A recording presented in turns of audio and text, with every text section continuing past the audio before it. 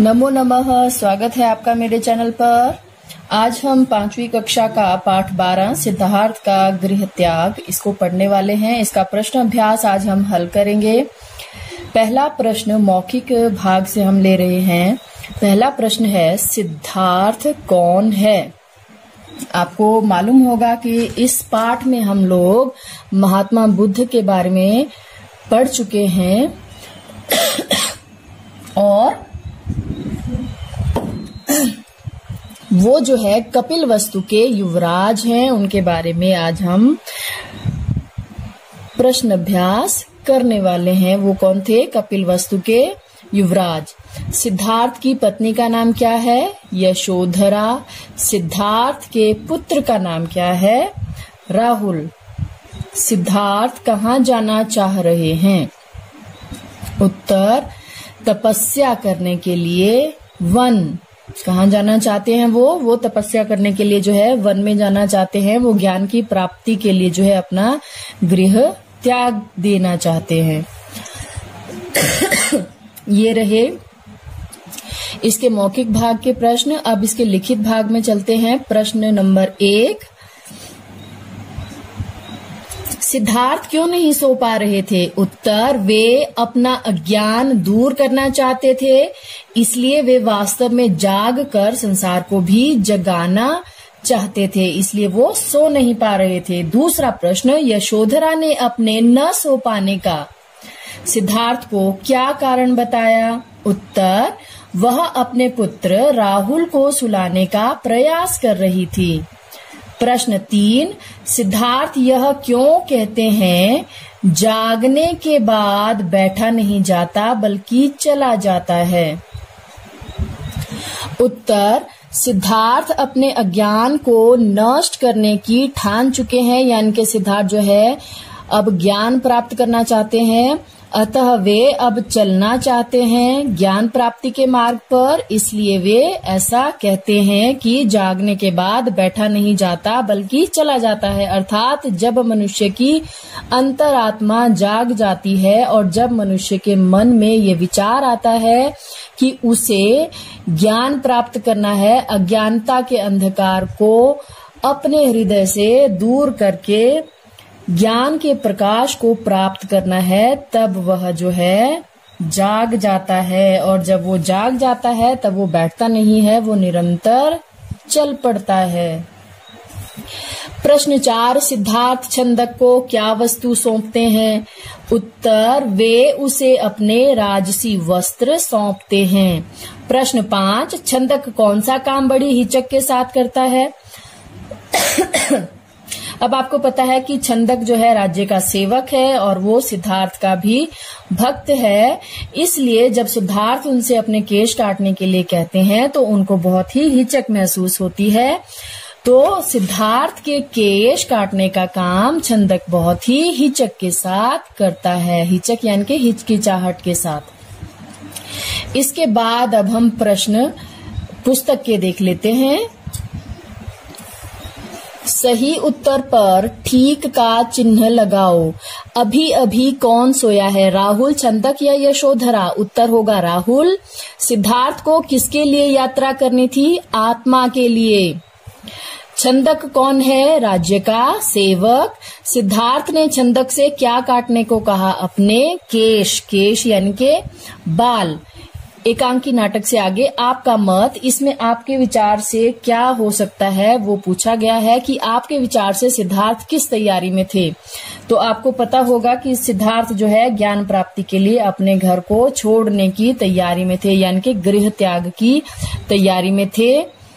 और प्रत्येक पर 2-2 वाक्य लिखो। इसे भी मैं अभी इस पुस्तक के खाली स्थान वगैरह जो भी जितने क्वेश्चंस हैं इनको करने के बाद हम इस प्रश्न पर आते हैं। पहले भाषा की बात कर लेते हैं। संज्ञा भेद बताइए। क, सिद्धार्थ। सिद्धार्थ जो है कौन सी संज्ञा है? व्यक्तिवाचक संज्ञा है।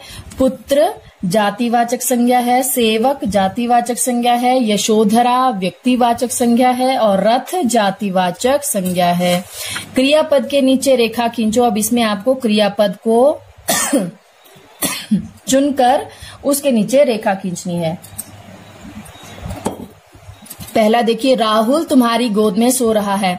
सबसे पहले आपको क्रिया पता होना चाहिए। क्रिया क्या होता है? काम, कि क्या काम कर रहे हैं, कोई कर्ता या इसमें किस काम की ओर संकेत किया जा रहा है उसको कहते हैं क्रिया।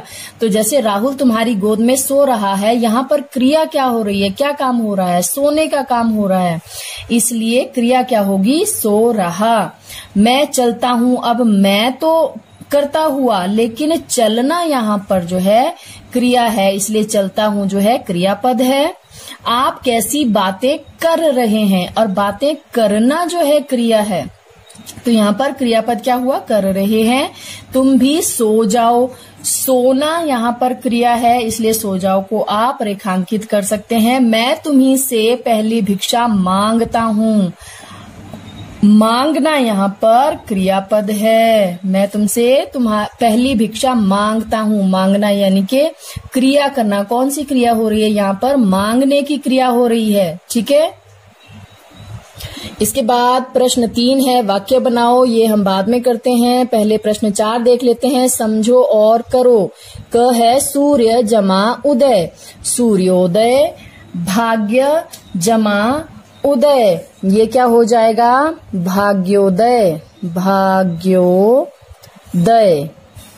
चंद्र जमा उदय, ये हो जाता है चंद्रोदय, चंद्रोदय। इसके बाद मूल्य प्रश्न और क्रियात्मक गतिविधि के लिए अब मैं आपको अपने लिखित भाग की ओर लेकर चलती हूँ। लिखित भाग में अगला प्रश्न है, आपके विचार से सिद्धार्थ किस तैयारी में थे? उत्तर होगा, सिद्धार्थ जो है ज्ञान प्राप्ति के लिए अपने गृह का त्याग करने की तैयारी में थे। प्रत्येक पर 2-2 वाक्य लिखो। सिद्धार्थ पर 2 वाक्य लिखने हैं। इसमें पहला हम क्या लिख रहे हैं? सिद्धार्थ कपिलवस्तु के युवराज थे, और दूसरा वाक्य हम बना रहे हैं, उन्होंने ज्ञान प्राप्ति के लिए गृह त्याग दिया। आपने इस पाठ को ध्यान से पढ़ा होगा, तो आप इनके विषय में स्वयं भी 2-2 वाक्य लिख सकते हो। यशोधरा ये सिद्धार्थ की पत्नी थी, और सिद्धार्थ को पाकर वे स्वयं को भाग्यशाली मानती थी। ये तो हुए यशोधरा पर 2 वाक्य। इसके बाद छंदक, छंदक राज्य का एक सेवक है, वही सिद्धार्थ को, ये पहला हो गया, छंदक राज्य का एक सेवक है, और दूसरा वाक्य हुआ कि वह सिद्धार्थ को कपिलवस्तु की सीमा तक छोड़ने के लिए उनके साथ जाता है। प्रश्न संख्या 3 आपकी पुस्तक में दिया गया है, वाक्य बनाओ। पहला है शरीर, तो इसका वाक्य मैं बना रही हूँ, हमें अपने शरीर को स्वच्छ रखना चाहिए। आप स्वयं से भी वाक्य बना सकते हैं। सफल, मुझे एक सफल अध्यापक बनना है, या मुझे एक सफल चिकित्सक बनना है। चिकित्सक कहा जाता है डॉक्टर को।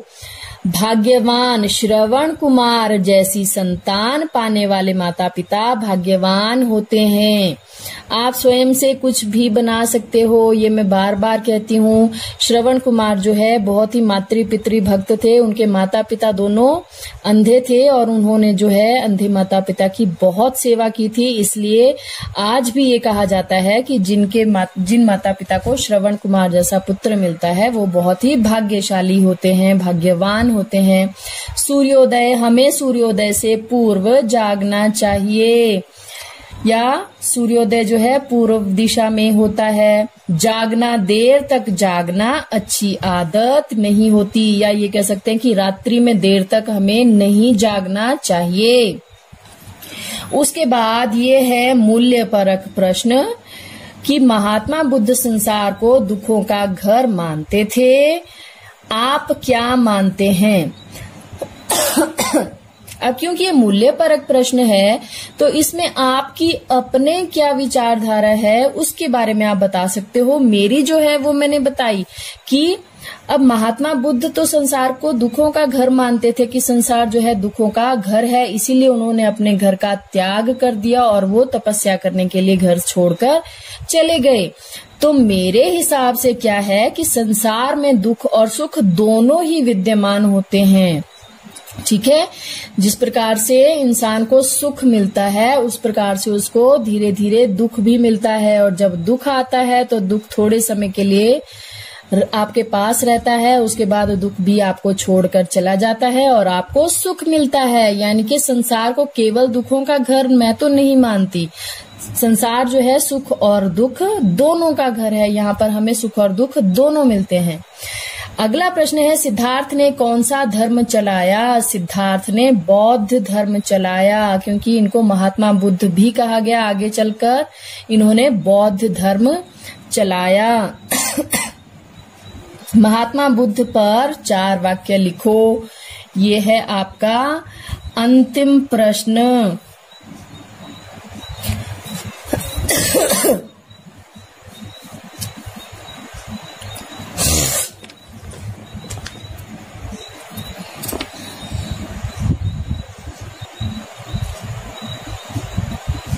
तो उत्तर होगा महात्मा बुद्ध के बचपन का नाम सिद्धार्थ था। दूसरा है उनके पिता कपिल वस्तु के राजा थे। तीसरा उनका मन सांसारिक सुखों में नहीं रमता था। और चौथा होगा उनकी पत्नी का नाम यशोधरा तथा पुत्र का नाम राहुल था। तो ये हुए महात्मा बुद्ध पर 4 वाक्य, और इसके साथ ही हमारा ये प्रश्न अभ्यास यहाँ पर समाप्त होता है। आशा है आपको बहुत अच्छी तरह से समझ आ गया होगा। पाठ का प्रश्न अभ्यास वाक्य बनाओ वाला भाग जो है आप स्वयं कर सकते हो। बाकी प्रश्न जो हैं वो आप लोग पाठ के आधार पर लिख सकते हो। इसके साथ ही पाठ समाप्त होता है। धन्यवाद।